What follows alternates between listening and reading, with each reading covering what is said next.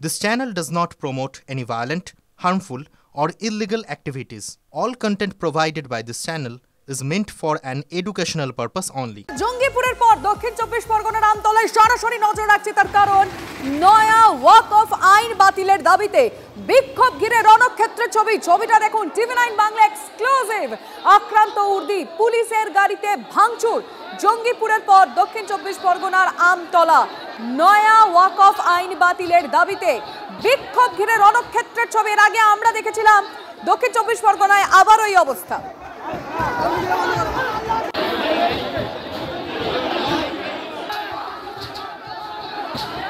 ভয়ঙ্কর পরিস্থিতি। আমাদের রিপোর্টার সৌভিকের সঙ্গে আমি কথা বলতে চাইবো। সৌভিক, কি চলছে সেখানে? পুলিশ কোথায়? দেখো, তোমাকে জানিয়ে রাখি, এই ওয়াকআপ যে বিল, সেই বিল প্রত্যাহারের দাবিতে বিভিন্ন জায়গায়, কলকাতা সহ জেলার বিভিন্ন জায়গায় যে বিক্ষোভ প্রদর্শন হচ্ছে, ঠিক সেই রকমই আজকে দক্ষিণ চব্বিশ পরগনা আমতলায় বিক্ষোভ প্রদর্শন হচ্ছিল। এবং সেই সময় পুলিশ উপস্থিত ছিল যাতে কোনো রকম অপ্রীতিকর ঘটনা, কোনো গন্ডগোল না হয়। কিন্তু শুধু যারা বিক্ষোভকারী, তাদের মধ্যে কিছু অংশ তারা হঠাৎই পুলিশের যে গাড়ি, সেই গাড়ির উপর উঠে শুধু গাড়িটাকে ভাঙচুর করলো। এবং সেই সময় পুলিশ যেসব কর্মীরা ছিল তারাও সেখানে উপস্থিত ছিল, কিন্তু তাদের সংখ্যা এতটাই কম ছিল যে বিক্ষোভকারীর সংখ্যা অনেকটা বেশি, যেহেতু তার জন্য বাধা দেওয়ার কোনো জায়গা ছিল না। যদিও পরবর্তীকালে আরো পুলিশ বাহিনী এসে সেই জায়গায় রাস্তা পরিষ্কার করা হয়, পরিস্থিতি নিয়ন্ত্রণে নিয়ে আসা হয়। কিন্তু পুলিশের গাড়ির উপর কেন ভাঙচুর করা হলো সেটার কিন্তু কোনো সদুত্তর নেই। একদিকে যেরকম ওয়াকআপ বিল প্রত্যাহারের দাবিতে বিভিন্ন জায়গায় আন্দোলন চলছে, সেটা কলকাতা এবং জেলা সহ বিভিন্ন জায়গায়, সেক্ষেত্রে আজকে কিন্তু সেই একই দৃশ্য দেখা গেল, যেখানে পুলিশের গাড়ির উপর আক্রমণ এবং পুলিশের গাড়ি ভাঙচুর। একদিকে সমস্ত রাস্তা বন্ধ করে, অর্থাৎ সমস্ত রকমের যান চলাচল পুরোপুরিভাবে ব্যাহত হয়। এবং তারপরে এই পুলিশের গাড়ি ভাঙচুরের খানিকটা হলেও কিন্তু উত্তেজনা ছড়ায়। পরবর্তীকালে পুলিশের বিশাল বাহিনী এসে পুলিশের গাড়িতে যদি এভাবে ভাঙচুর হয় তাহলে রক্ষা করবে কে, সৌভিক? এটাই তো হচ্ছে প্রশ্ন। কারণ আজকে যখন এই আন্দোলনটা চলছিল, সেই সময় যাতে কোনো রকম গন্ডগোল না হয়, কারণ যেহেতু প্রচুর সংখ্যক আন্দোলনকারী তারা রাস্তায় নেমে এসছে, এবং সেই সময় অন্যান্য যেসব গাড়িগুলো এখান থেকে পাস করে, যাতে কোনো রকম গন্ডগোল না হয় তার জন্যই পুলিশ ছিল। কিন্তু পুলিশ সংখ্যা অনেকটাই কম ছিল এবং আন্দোলনকারীরা সেই পুলিশের গাড়ির উপরই হামলা চালালো এবং শেষমেশ পুলিশের গাড়ির বনেটের উপর উঠে সেই গাড়ির কাঁচ ভাঙা থেকে শুরু করে হেডলাইট ভাঙা, এমনকি সিট, সেগুলো সমস্ত ছেঁড়া হলো, সরকারি সম্পত্তি নষ্ট করা হলো।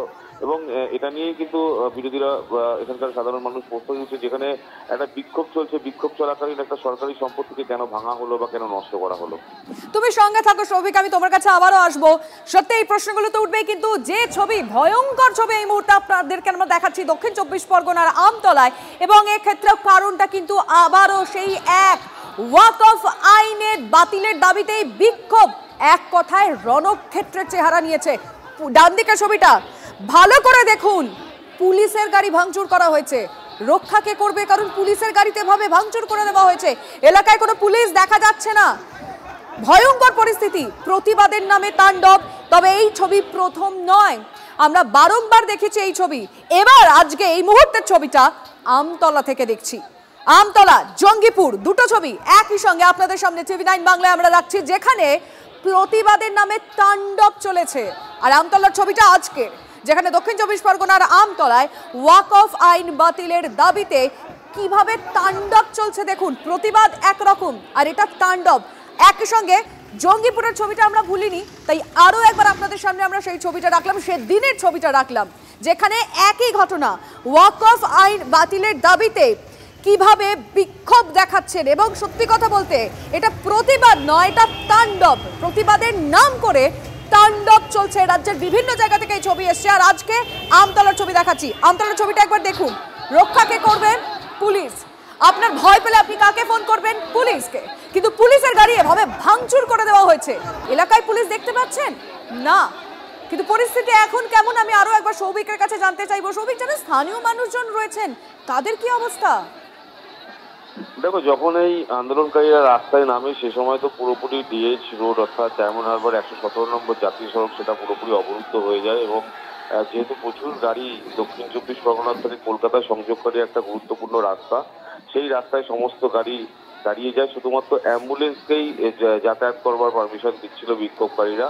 এবং তারপরেই হঠাৎই গাড়ির উপর, এরকম পুলিশের গাড়ির উপর, অর্থাৎ যারা পরিস্থিতি নিয়ন্ত্রণে নিয়ে আসবে, সেই কয়েক পুলিশ সেখানে ছিল একটি গাড়িতে করে, এবং হঠাৎই আন্দোলনকারীদের এক অংশ সেই গাড়ির উপর উঠে পুলিশের গাড়ির উপর ভাঙচুর শুরু করলো এবং পরবর্তীকালে যদিও পরিস্থিতি নিয়ন্ত্রণে আনবার জন্য আরো বিষ্ণুপুর থানার আরো দক্ষিণ চব্বিশ পরগনা বিষ্ণুপুর থানার আরো পুলিশ নিয়ে আসা হয়। এখন আপাতত পরিস্থিতি নিয়ন্ত্রণে এবং ভাঙা গাড়িটিকে সরিয়ে নিয়ে যাওয়া বুঝতে পারলাম সৌভিক, আপাতত পরিস্থিতি নিয়ন্ত্রণে এবং পুলিশের যে গাড়ি ভাঙচুর করে দেওয়া হয়েছে আপাতত গাড়িটা সরিয়ে নিয়ে যাওয়া হয়েছে। জঙ্গিপুর আমতলা দেখলেন, কি ভাবছেন এখানেই শেষ? না, আমাদের রাজ্যে তাণ্ডব আরো চলেছে। হুগলির ছবি দেখাবো, হুগলির চাপদানির ছবিটা আমি বলবো পিসিআর কে দেখাতে আমাদের টিভি9 বাংলার দর্শকদেরকে। ঠিক দেখুন এই ছবিটা, দেখুন আপনাদেরকে আমরা দেখাতে চাইবো চাপদানির ছবিটা।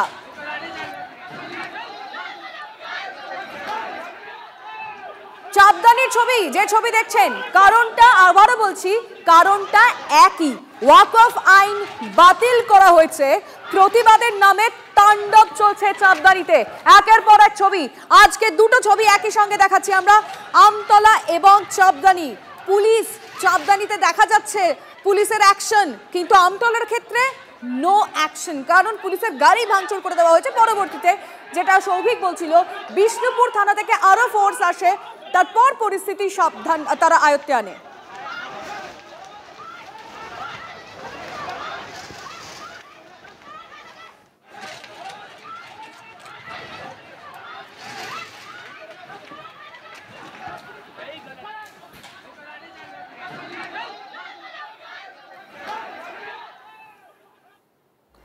আমতলা, চাপদানি, আর এবার কলকাতার ছবি দেখাবো আপনাদেরকে। নতুন ওয়াকফ আইন বাতিলের দাবিতে কলকাতায় আবারও বিক্ষোভ। ধর্মতলা পার্ক সার্কাসে বিক্ষোভ চলছে। পার্ক সার্কাসের রাস্তা আটকে বিক্ষোভ আলিয়া বিশ্ববিদ্যালয়ের পড়ুয়াদের। পুলিশের ব্যারিকেড ভেঙে এগিয়ে যায় মিছিল। আমরা সেই ছবি আপনাদেরকে দেখাচ্ছি, কলকাতার ছবি। ধর্মতলা পার্ক সার্কাসে বিক্ষোভ, পার্ক সার্কাসের রাস্তা আটকে বিক্ষোভ দেখাচ্ছেন আলিয়া বিশ্ববিদ্যালয়ের পড়ুয়ারা। সেই ছবি আমরা আপনাদেরকে দেখাচ্ছি এই মুহূর্তে। পুলিশের যে ব্যারিকেড তৈরি করে দেওয়া হয়েছিল, সেই ব্যারিকেড কার্যত ভেঙে দিয়ে আলিয়া বিশ্ববিদ্যালয়ের যারা পড়ুয়ারা রয়েছেন, নতুন ওয়াকফ আইন যে বাতিল হয়েছে তার প্রতিবাদে তারা এগিয়ে চলেছেন। আমরা ছবিটা আপনাদের আরো একবার দেখাতে চাইবো। এই প্রতিবাদ কারা করছেন? আলিয়া বিশ্ববিদ্যালয়ের পড়ুয়ারা। একেবারে কলকাতার ছবি দেখাচ্ছি, পার্ক সার্কাসের ছবি। পার্ক সার্কাস রাস্তা আটকে তারা বিক্ষোভ করছেন।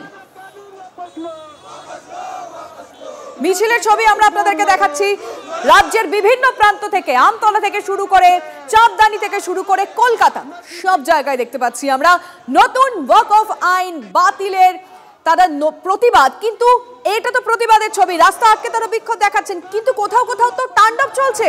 আমতলার ছবিটা দেখুন, এটা প্রতিবাদ, প্রতিবাদের নামে তাণ্ডব চলেছে। নয়া ওয়াকফ আইন বাতিলের দাবিতে তারা প্রতিবাদের নামে তাণ্ডব চালিয়েছেন। এই যে গাড়িটা ভাঙছে দেখছেন, এটা পুলিশের গাড়ি। এই গাড়িটা পুলিশের গাড়ি, যেটা পুলিশ এই সব এলাকা যাতে শান্তি থাকে তারা চেষ্টা করেছিলেন রাখার, কিন্তু না, পরবর্তীতে বিষ্ণুপুর থানা থেকে ফোর্স আসে, কারণ ফোর্স বাড়ানো হয়েছিল। পুলিশ যে কজন ছিলেন তারা পরিস্থিতি আয়ত্তে আনতে পারেননি। তাদের এতটাই সাহস যে পুলিশের গাড়ি এভাবে তারা ভেঙে চুড়ে দিলেন। এখন আপনাদের জানিয়ে রাখতে চাইবো, যে ছবিটা দেখছেন, আমতলায় পরিস্থিতি এখন নিয়ন্ত্রণে, কারণ এখন প্রচুর পুলিশ ফোর্স সেখানে এসেছে। তারা পরিস্থিতি শান্ত করার চেষ্টা করেছেন, কিন্তু স্থানীয় মানুষজনের কথা ভাবুন একবার, এই এলাকায় যারা থাকেন তাদের কথা ভাবুন একবার। তারা আতঙ্কে রয়েছেন, কেউ বাড়ি থেকে বেরোতে পারছেন না। আমতলার পরিস্থিতি আরো একবার আমি সৌভিক আমাদের রিপোর্টারের কাছ থেকে জানতে চাইবো। সৌভিক, দেখো, আতঙ্ক তো অবশ্যই, কারণ সাধারণ মানুষ, সেটা যে সম্প্রদায়ের মানুষজনই হোক, সে সম্প্রদায়ের মানুষজনই কিন্তু এই আমতলার এখানে বসবাস করে। এবং আজকে যারা এই বিক্ষোভ প্রদর্শন করলো ওয়াকফ বিল বা ওয়াকফ আইন বাতিলের দাবিতে, সেই বিক্ষোভটা শান্তিপূর্ণভাবে হলে সেটা একটা বিষয় ছিল, কিন্তু আজকের হঠাৎই শান্তিপূর্ণ হতে হতে হঠাৎই সেটা বিশৃঙ্খলার পরিস্থিতি তৈরি হয়। কিছু সংখ্যক যারা আন্দোলনকারী তারা হঠাৎই পুলিশের গাড়ি, যেটা দাঁড়িয়ে থাকে একটা পুলিশের গাড়ি, তার উপর উঠে সেইগুলোর বোনেটের উপর লাফানো এবং তার কাঁচ ভাঙচুর করা, তার হেডলাইট ভাঙচুর করা, হঠাৎই যেটা কোনো প্রয়োজন ছিল না। এবং আমরা দেখেছি রাজ্য বিভিন্ন জায়গায় এই ওয়াকফ সম্পত্তি, ওয়াকফ বিল বাতিলের দাবিতে যে তাণ্ডব, সেই তাণ্ডব কিন্তু আবারও দক্ষিণ চব্বিশ পরগনা আমতলায় দেখা গেল। এবং প্রথম অবস্থায় যখন এই আন্দোলন চলছিল সেই সময় 117 নম্বর জাতীয় সড়ক, যেটা অত্যন্ত গুরুত্বপূর্ণ একটা রাস্তা, যেটা দক্ষিণ চব্বিশ পরগনার সঙ্গে কলকাতা সংযোগকারী রাস্তা, সেই রাস্তা অবরোধ করে এই বিক্ষোভ প্রদর্শন হচ্ছিল।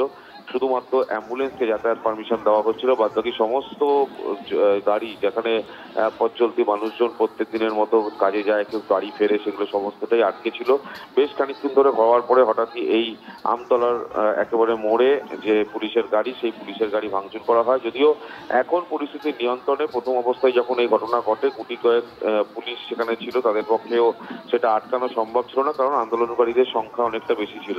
পরবর্তীকালে বিষ্ণুপুর থানার পুলিশ আসে এবং এসে সেই পুলিশের ভাঙা গাড়িটাকে নিয়ে চলে যায়। এখন দেখার বিষয় যারা এই গাড়ি এখনো কি পুলিশ ফোর্স, মানে প্রচুর পুলিশের যেটা কথা তুমি বললে তারা এসেছিল, তারা এখনো এলাকায় মোতায়েন রয়েছেন? না, কিছুক্ষণ আগে পুলিশ সেখান থেকে সরে যায় এবং আন্দোলনকারী যারা ছিল তারাও সেখান থেকে সরে যায়। কিন্তু এখন দেখার বিষয় যারা পুলিশের গাড়ি, সরকারি সম্পত্তি ভাঙলো বা নষ্ট করলো, তাদের বিরুদ্ধে কোনো আইনানুগ ব্যবস্থা নেওয়া হয় কিনা। অবশ্যই তুমি নজর রাখো সৌভিক, আমাদের রিপোর্টার সৌভিক এই মুহূর্তে আমতলার কি অবস্থা জানাচ্ছিল। এক কথায় সেখানে প্রতিবাদের নামে যে তাণ্ডব চলেছে সেটা বারংবার অবশ্যই আমাদের দর্শকদেরকে দেখাতে হয়। এবং দুটো ছবি কেন দেখাচ্ছি, ডান দিকের ছবিটা দেখুন, যে গাড়িটা দেখছেন আশা করি দেখে বুঝতেই পারছেন এটা পুলিশের গাড়ি। পুলিশ এসেছিল ঘটনাস্থলে।